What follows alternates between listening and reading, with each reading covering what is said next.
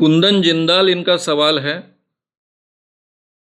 महात्मा गांधी भारत में किस ढंग की एजुकेशनल सिस्टम लाना चाहते थे और क्या आज के जमाने में उनके अनुसार या उन्होंने जो सोचा था उस अनुसार हमारे यहां शिक्षा पद्धति है या नहीं है।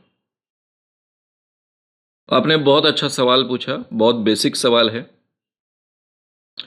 गांधी जी ने जो एजुकेशनल सिस्टम सुझाई उसको बुनियादी शिक्षण पद्धति ऐसा कहा जाता है।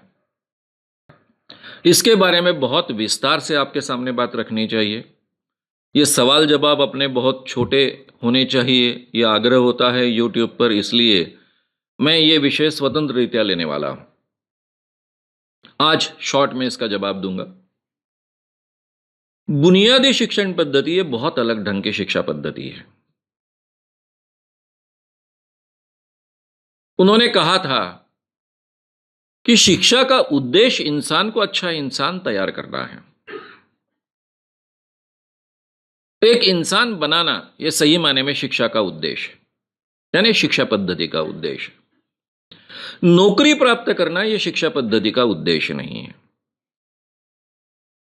तो सही मायने में उन्होंने जिस ढंग की शिक्षा पद्धति का विचार किया, केवल विचार नहीं किया, तो उसकी रचना तैयार की। उस ढंग की एक बुनियादी स्कूल सेवाग्राम में चलते आई। मेरे काफी मित्र उनमें पढ़े हैं, जिनमें से कुछ नाम आपको भी पता है। अशोक जी बंग है, अभय बंग है, ये बुनियादी शिक्षा पद्धति में पढ़े हुए हमारे मित्र हैं। तो ये शिक्षा पद्धति अलग ढंग की शिक्षा पद्धति थी। नेचर के साथ में घुल मिलकर काम करते करते आप सीखो। इसमें खेतों में काम करना भी सम्मिलित था, लोगों के साथ काम करना भी सम्मिलित था, और सभी विषयों का ज्ञान भी आपको प्राप्त हो, जिसमें आपके हार्ट का भी विकास होगा, यानी आपके हृदय का विकास होगा, आपके हाथों का विकास होगा। इसका मतलब आपके हाथों में अलग अलग कलाएं आएंगी। आप खेतों में भी काम कर सकोगे, आप बढ़ई का भी काम कर सकोगे, आप चाहे तो लोहे का भी काम कर सकोगे। हर हुनर, अलग अलग कलाएं भी आपको सिखाई जाएगी। उसी के साथ में आपके बुद्धि का भी विकास होगा। अब ज्ञान देना यह शिक्षा पद्धति का काम नहीं हो सकता है। शिक्षा पद्धति का उद्देश्य क्या होता है कि ज्ञान प्राप्त करने की क्षमता आप में आना। यानी आपको कोई भी विषय का अगर ज्ञान प्राप्त करना है तो उस क्षेत्र के विषय का ज्ञान आप खुद प्राप्त कर सको, यह क्षमता आप में पैदा करना, यह सही उद्देश्य होता है। फिर आपके आवश्यकता के अनुसार आप उस क्षेत्र में अभ्यास करोगे, ज्यादा ज्ञान प्राप्त करोगे, उसमें एक्सपर्ट बनोगे। तो हमारे हाथों का भी विकास हो, कलाओं का भी विकास हो, हमारे बुद्धि का भी विकास हो, हमारे हृदय का विकास हो, यानी अच्छे इंसान हम बने, और चौथी बात हमारे हेल्थ का भी विकास हो। ये 4 एच को न्याय देने वाली एक शिक्षा पद्धति उन्होंने डिजाइन की थी, वो अमल में लाने की कोशिश की गई। ये मैकेले ने जो शिक्षा पद्धति हमारे देश में निर्माण की, खासकर नौकरी प्राप्त करने के लिए पैदा की, क्योंकि उन्हें यहां भारत में ब्यूरोक्रेसी पैदा करनी थी। जो ब्यूरोक्रेसी 100% उनके अंडर काम करे, इस ढंग की ब्यूरोक्रेसी उनको चाहिए थी, और सुचारू रूप से भारत पर पूरी तरह से शासन कर सके।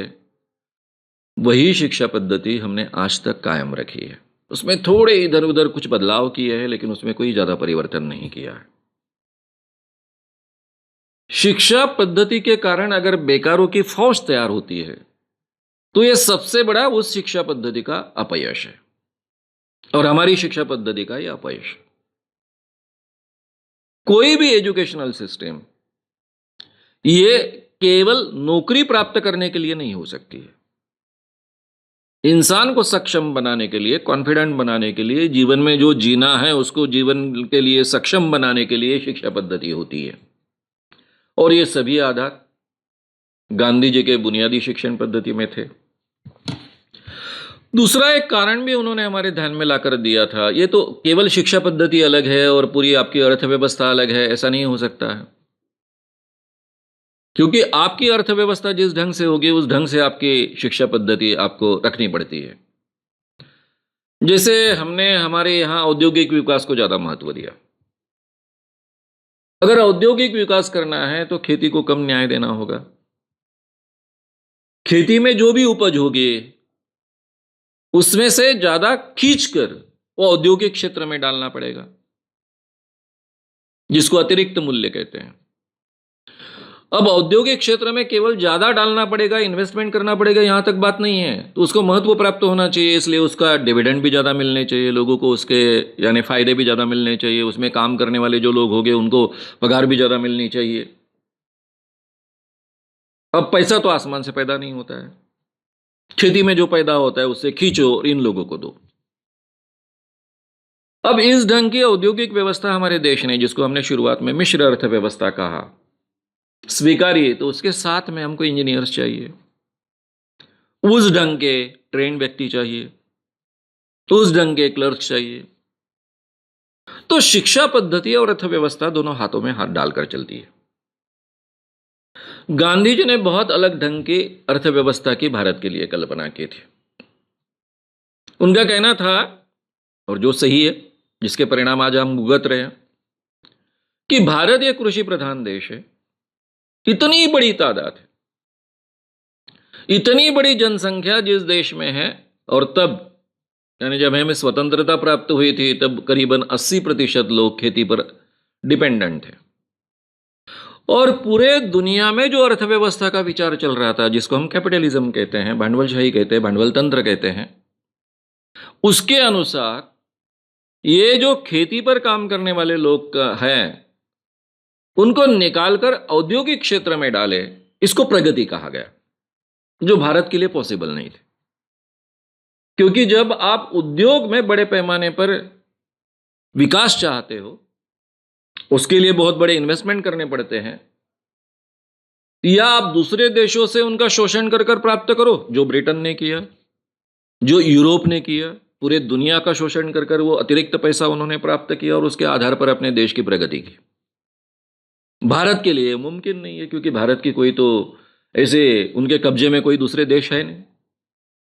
फिर वो अपने ही लोगों का शोषण करेंगे, जो रशिया ने किया, आगे चलकर चाइना ने भी किया। तो भारत को अपने ही लोगों का शोषण करना पड़ेगा और उसके आधार पर यह औद्योगिक व्यवस्था बढ़ानी पड़ेगी। तो यह गलत रहा होगी। प्रगति किसे कहते हैं, विकास किसे कहते हैं? हर व्यक्ति को जीने का इक्वल अवसर मिलना चाहिए, सम्मानपूर्वक उसको जिंदगी मिलनी चाहिए, इसको विकास कहते हैं। आप जिस देश की 80% आबादी जिस क्षेत्र में काम कर रही है उस पर अन्याय करोगे और 20% क्षेत्र को बढ़ावा दोगे, धीरे धीरे वो बढ़ते जाएगा, तो इन लोगों का बड़े पैमाने पर शोषण होगा, देश की गरीबी बढ़ेगी, दरिद्रता बढ़ेगी। और इससे अगर हमको दूर होना है, पहले ही एक तो अंग्रेजों ने हमारी ग्रामीण अर्थव्यवस्था को पूरी तरह से सुला दिया। हमको ग्रामीण अर्थव्यवस्था को महत्व प्राप्त देना पड़ेगा, वहीं पर रोजगार उपलब्ध हो यह देखना पड़ेगा। जमीन पर जो लोग तंत्र यानी जनसंख्या का भार है वो हम कम नहीं कर सकते हैं, लेकिन खेती पर का भार हम कम कर सकते हैं। खेती के साथ में ऐसे उद्योग जोड़ो जो ग्रामीण स्तर पर के होंगे, वहीं पर लोग उसके साथ में जुड़ जाएंगे, उनकी आमदनी बढ़ेगी, देश का उत्पादन बढ़ेगा। इस ढंग से इस देश की अर्थव्यवस्था होनी चाहिए। ये बातें उन्होंने अच्छे ढंग से रखने की कोशिश की। हालांकि वो स्वतंत्रता आंदोलन में इतने बिजी थे कि इसके लिए स्वतंत्र समय देकर बहुत कुछ सोचने के लिए उनके पास समय नहीं था, लेकिन जितना उन्होंने सोचा उतना उन्होंने लिख कर रखा, उस पर से ये दिखता है। अगर इस ढंग की अर्थव्यवस्था इस देश की होगी तो फिर ये बुनियादी शिक्षा पद्धति अपने देश में होनी चाहिए। यानी कोई भी शिक्षा पद्धति और कोई भी अर्थव्यवस्था दोनों स्वतंत्र बातें नहीं हो सकती है, दोनों एक दूसरे के साथ में जुड़ी हुई होती है। नेचुरली हमारे देश में हमने 10वीं 12वीं का पैटर्न लाया, मेरे ही जमाने में वो आया। मैं 11वीं का विद्यार्थी हूं। हमारे जमाने में 10वीं 11वीं दोनों मैट्रिक थे। आप 10वीं मैट्रिक भी कर सकते थे, 11वीं मैट्रिक भी कर सकते थे। और मुझे लगता है मैं मैट्रिक पास होने के कुछ ही सालों बाद ये 10वीं 12वीं का पैटर्न आया। जो मैथमेटिक्स मुझे बीएससी पार्ट 1 में सिखाया जाता था, जिसको न्यू मैथमेटिक्स कहा जाता था, मैं मैथमेटिक्स में बहुत होशियार लड़का था। यानी अपने आप को कम से कम होशियार मानता था, लोग भी मुझे होशियार मानते थे। मेरे समझ में नहीं आता था कि ये क्या सीख रहे हैं हम, इसका फायदा क्या है, इसका उपयोग क्या है। ज्योमेट्री आज तक सीखे समझ में आया,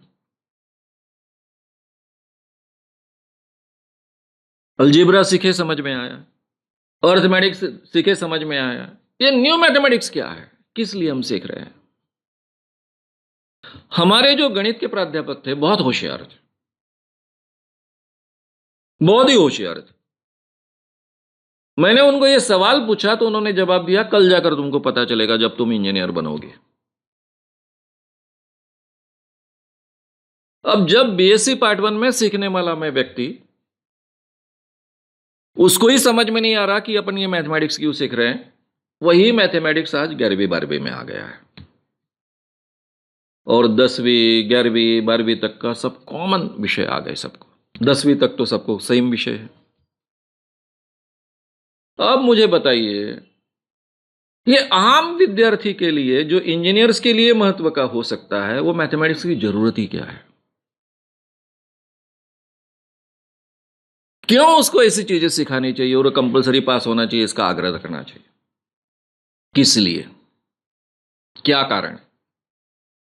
तो ये 10वीं 12वीं का पैटर्न लाने के पीछे पूरी तरह से हमारा उद्देश्य था कि अच्छे इंजीनियर्स हमको मिलने चाहिए, अच्छे अच्छे डॉक्टर्स मिलने चाहिए, अच्छे साइंटिस्ट मिलने चाहिए।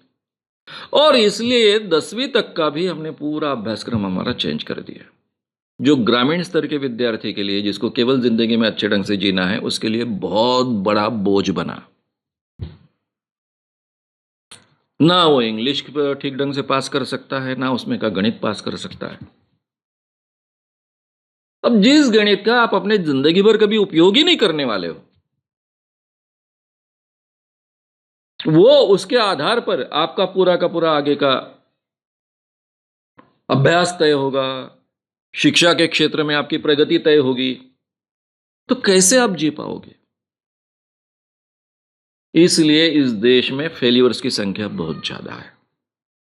और ये फेल्यूर्स केवल एग्जाम में नहीं होते हैं, परीक्षा के केवल परीक्षा तक ये फेल्यूर सीमित नहीं रहता है, उन पर सिक्का लग जाता है, नॉन मैट्रिक, नॉन अमुक।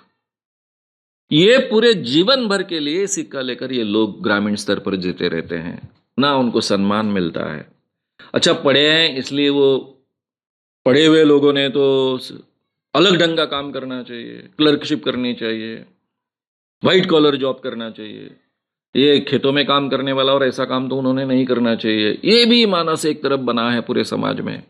इस सब के अत्यंत बुरे परिणाम हमारे समाज में अर्थव्यवस्था के क्षेत्र में भी हम भुगत रहे हैं। यानी हमारी अर्थव्यवस्था की दिशा और जो बुनियादी शिक्षा है, यानी बेसिक शिक्षा है हमारी, उसकी भी दिशा गलत हुई। गांधी जी इस ढंग की शिक्षा नहीं चाहते थे। अगर हम गांधी जी के रास्ते से गए होते तो कम से कम इस देश का 70-80% इंसान बहुत आनंद से अपनी जिंदगी जीता। और जैसा आज आगे चलकर चीन बहुत एक समृद्ध राष्ट्र बन पाया, हम भी शायद बहुत अच्छे समृद्ध राष्ट्र बन पाते। लेकिन हमारी समृद्धि की कल्पना अलग है। जो शहरों में रहने वाला 30% तबका है, वो जिस ढंग का जीवन जीना चाहता है या फिर जिस ढंग का जीवन आज जी रहा है, उसी को हम देश की प्रगति मानते हैं। और इसीलिए आज बड़े पैमाने पर देश में आत्महत्याएं हो रही हैं, खास कर ग्रामीण इन किसानों की आत्महत्याएं हो रही है। इसके पीछे हमारी पूरी शिक्षा व्यवस्था और अर्थव्यवस्था जिम्मेदार है, दोनों हाथों में हाथ चलकर काम करती है। श्याम मानव चैनल को आपका समर्थन देने के लिए चैनल को जरूर सब्सक्राइब करें। चैनल के नोटिफिकेशन पाने के लिए बेल आइकन भी दबाएं।